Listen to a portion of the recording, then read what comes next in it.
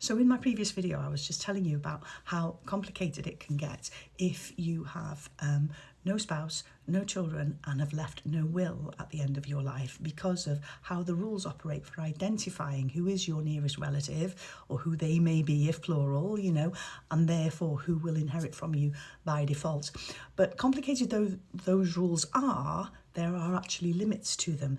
There's only relatives of a certain level of distance from you that actually qualify to inherit from you by default. And if it just so happens that your nearest blood relative is too distant to qualify, that doesn't mean that your estate kind of goes into a vacuum and just floats around with no home to go to. What it does mean is that your estate is a Bona Vacantia. So it reverts to effectively the Crown.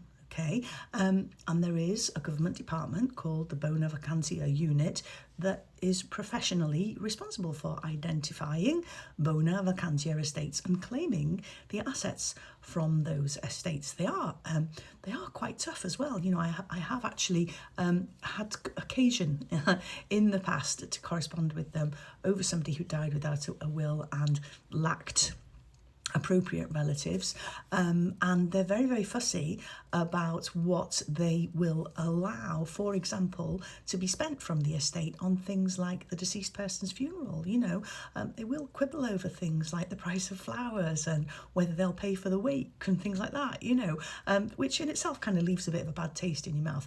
But what Bona Vacantia actually means in practice is that your estate will go to the king, effectively, but depending on where you live in the country.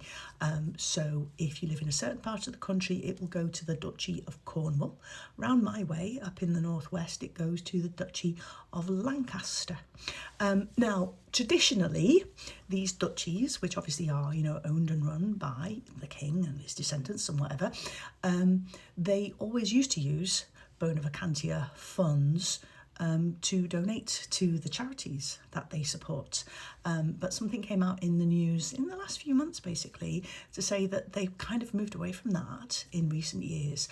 And what they are now really tending to use that money for is for the upkeep of duchy properties, farmhouses and cottages and all that sort of stuff. So, yeah, which I kind of thought, I'm not so sure how I feel about that, Obviously, the king's got quite a lot. He's got enough wealth, I would say. He doesn't really need what you've left behind, in my opinion. And I think, that whole idea of going, let's recognise that and leave it to charity, kind of tempered that, but they're not even doing that anymore. They're basically pocketing it and using it for their own duchy assets, to enhance their own wealth. So I think, oh gosh, no, that doesn't make me very comfortable, I have to admit.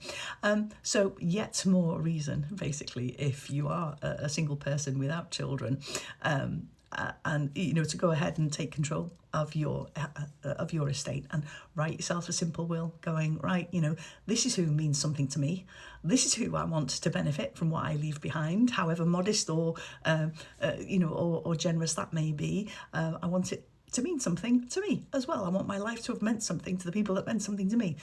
Dead easy to do, just one page. These are my executors, this is who I'm leaving to. Get it done. That's what I'd say to you.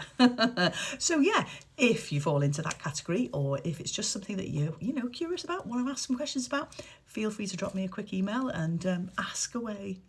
I'm always really delighted to receive your emails, and I'm always happy to answer your questions. Talk to you soon. Bye.